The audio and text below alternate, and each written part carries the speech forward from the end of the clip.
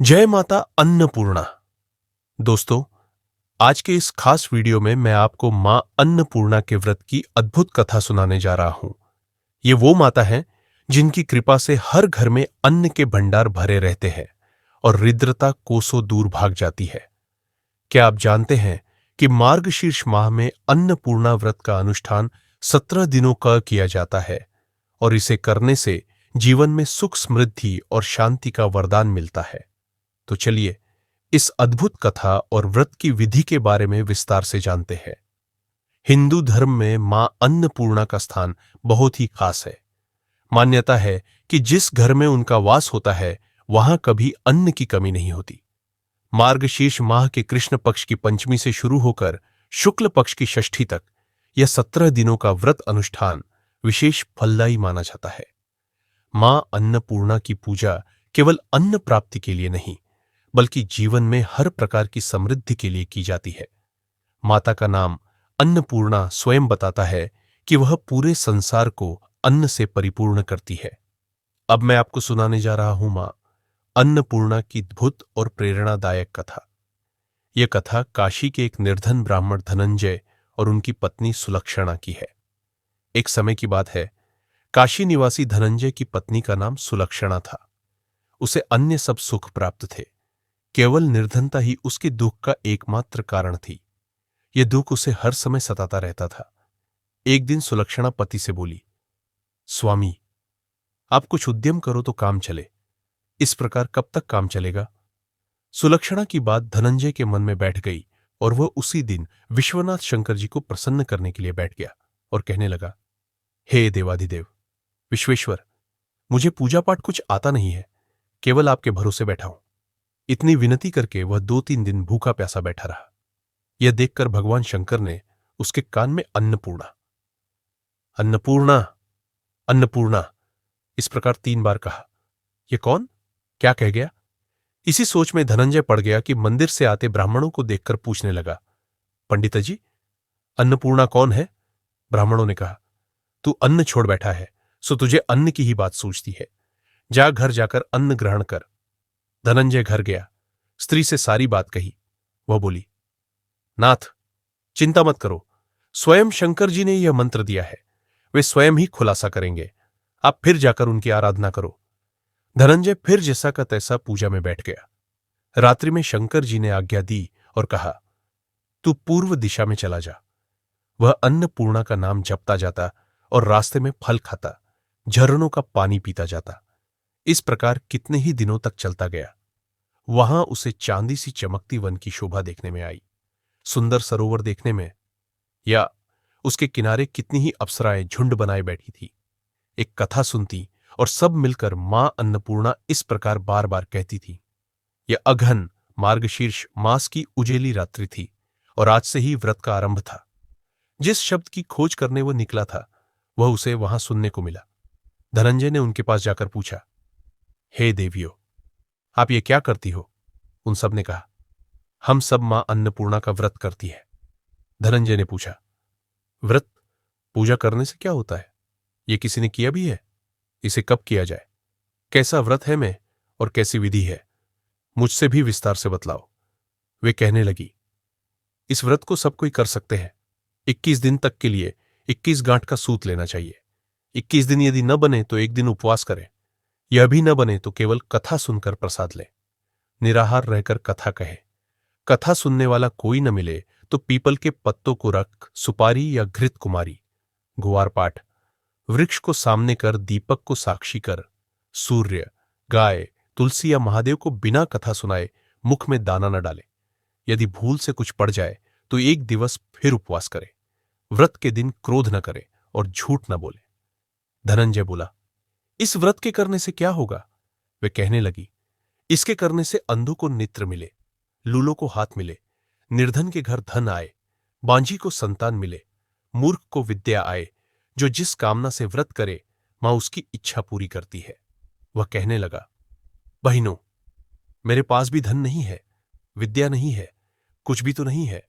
मैं तो दुखिया ब्राह्मण हूं, मुझे इस व्रत का सूत दोगी? हां भाई, तेरा कल्याण हो, हम तुम्हें अवश्य देंगी। ले, इस व्रत का मंगल सूत ले। धनंजय ने व्रत किया। व्रत पूरा हुआ तभी सरोवर में से 21 खंड की सुवर्ण सीढ़ी हीरा मोती जड़ी हुई प्रकट हुई। धनंजय जय अन्नपूर्णा अन्नपूर्णा कहता जाता था। इस प्रकार कितनी ही सीढ़ियां उतर गए तो क्या देखता है कि करोड़ों सूर्य से प्रकाशमान अन्नपूर्णा का मंदिर है। उसके सामने सुवर्ण सिंहासन पर माता अन्नपूर्णा विराजमान है। सामने भिक्षा हेतु शंकर भगवान खड़े हैं। वांगनाएं चंवर डुलाती है। कितनी ही हथियार बांधे पहरा देती है। धनंजय दौड़कर जगदंबा के चरणों में गिर गया। देवी उसके मन का क्लेश जान गई। धनंजय कहने लगा, माता, आप तो अंतर्यामिनी हो, आपको अपनी दशा क्या बताऊं। माता बोली, मेरा व्रत किया है, जा संसार तेरा सत्कार करेगा। माता ने धनंजय की जिह्वा पर बीज मंत्र लिख दिया। अब तो उसके रोम रोम में विद्या प्रकट हो गई। इतने में क्या देखता है कि वह काशी विश्वनाथ के मंदिर में खड़ा है। मां का वरदान ले धनंजय घर आया। सुलक्षणा से सब बात कही। माताजी की कृपा से उसके घर में संपत्ति उमड़ने लगी। छोटा सा घर बहुत बड़ा गिना जाने लगा। जैसे शहद के छत्ते में मक्खियां जमा होती है, उसी प्रकार अनेक सगे संबंधी आकर उसकी बड़ाई करने लगे। कहने लगे, इतना धन और इतना बड़ा घर, सुंदर संतान नहीं तो इस कमाई का कौन भोग करेगा। सुलक्षणा से संतान नहीं है, इसलिए तुम दूसरा विवाह करो। अनिच्छा होते हुए भी धनंजय को दूसरा विवाह करना पड़ा और सती सुलक्षणा को सौत का दुख उठाना पड़ा। इस प्रकार दिन बीतते गए। फिर अगहन मास आया।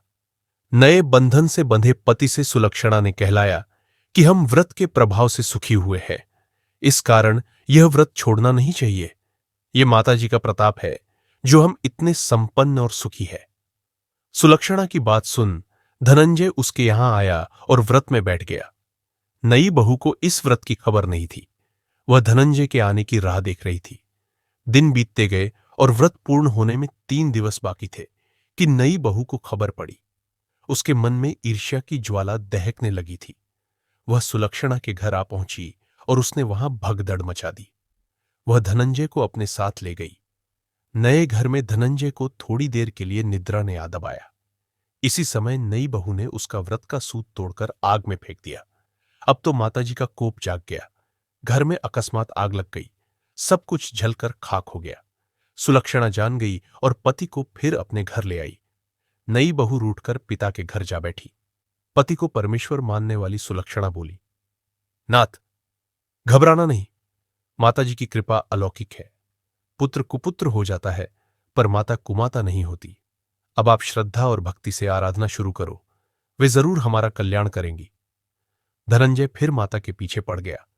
फिर वहीं सरोवर सीढ़ी प्रकट हुई। उसमें मां अन्नपूर्णा कहकर वह उतर गया। वहां जा माताजी के चरणों में रुदन करने लगा।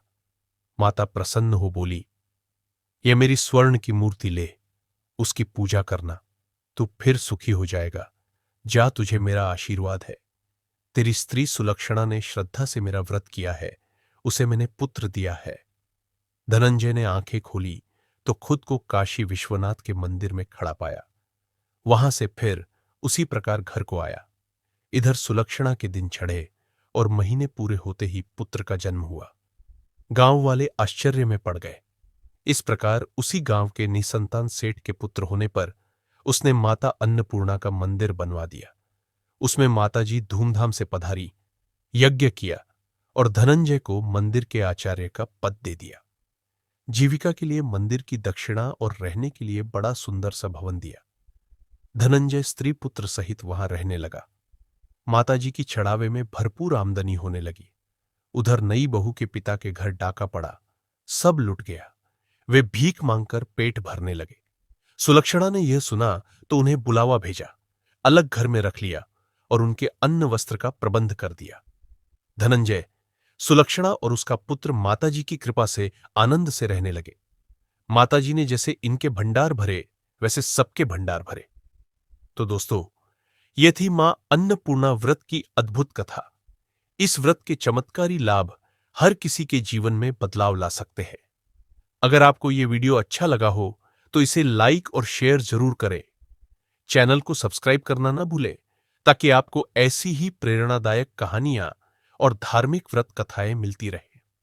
चलते चलते मां अन्नपूर्णा के इस मंत्र का उच्चारण जरूर करें। ओम अन्नपूर्णायै नमः। फिर मिलेंगे एक नई कथा और नई प्रेरणा के साथ।